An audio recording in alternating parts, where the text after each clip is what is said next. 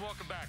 Well, the kickoff to the NFL season is just days away. On Wednesday, tens of thousands will gather at the venue formerly known as Giant Stadium to watch the defending champs take on the Cowboys. But the Giants' new home is now called MetLife Stadium.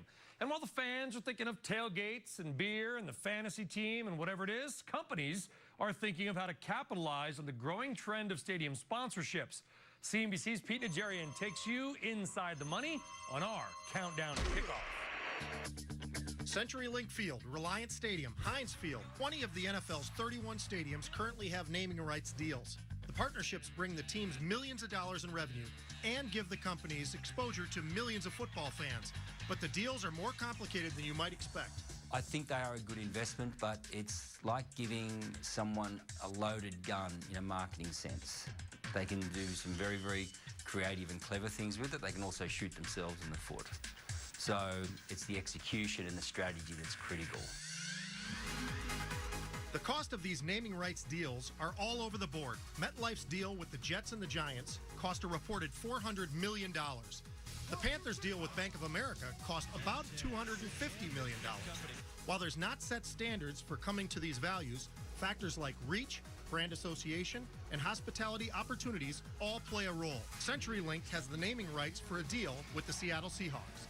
The company's director of corporate sponsorships says it's more involved than just putting up a few billboards. It's easy for a naming rights deal to become a location and for the fans to forget that there's actually a company behind that. So we spend a lot of time around activation. Brands are able to take these opportunities and use them in multiple ways. They use them for hospitality, they can use them for promotion, they can use them for direct marketing activities, they can use them as a political aspect of this, establishing a firm presence in a marketplace. When a company puts its name on a stadium, they put a vested interest in the brand that goes on that stadium. If the team struggles, the brand may struggle. You need to have your eyes wide open, and you need to make sure that you're going into it with a commitment to be authentic to that audience. A brand that gets involved in a stadium, it's good news for a fan. The brand is committed to making the experience for the fans better because that stadium is a focal point for that brand itself. So the days of Giant Stadium and the Superdome may be coming to an end, but fans may be reaping the benefits of the naming rights age in the NFL. Thanks to Pete Najarian.